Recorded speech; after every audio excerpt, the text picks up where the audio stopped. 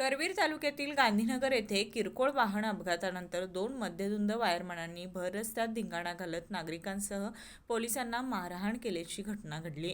या प्रकारामुळे सुमारे अर्धा तास वाहतूक ठप्प होऊन वाहनांच्या लांबच लांब रांगा लागल्या होत्या। मिळालेल्या माहितीनुसार राहुल भेंडाडे आणि संजय कांबळे हे दोघं वायरमॅन शिरोली येथून गांधीनगरकडे परतत असताना मेन रोडवरील पवारमळा परिसरात त्यांच्या दुचाकीचा अन्य दुचाकीला घास लागली। यावरून वाद निर्माण झाला। दोघांनी संबंधित वाहन चालकाला मारहाण केल्याचा आरोप आहे।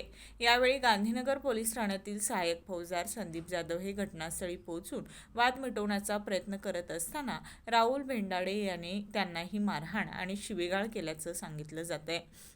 घटनेनंतर संतप्त नागरिकांनी संबंधितांना पकडण्याचा प्रयत्न केला, त्यामुळे परिसरात मोठी झटापट झाली। घटनेची माहिती मिळताच गांधीनगर पोलिसांचं पथक घटनास्थळी दाखल झालं। संबंधितांना ताब्यात घेण्याच्या वेळीही पोलिसांना प्रतिकार करण्यात आला। अखेर पोलिसांनी परिस्थिती नियंत्रणात आणून दोघांना पोलीस ठाण्यात नेलं। या प्रकरणी गांधीनगर पोलीस ठाण्यात गुन्हा दाखल करण्यात आला असून पुढील तपास सुरू आहे। या घटनेनंतर गांधीनगर परिसरात कायदा सुव्यवस्थेचा प्रश्न पुन्हा ऐरणीवर आला असून व्यसनाधीनतेमुळे वाढणाऱ्या गुन्हेगारीबाबत नागरिकांकडून चिंता व्यक्त केली जाते।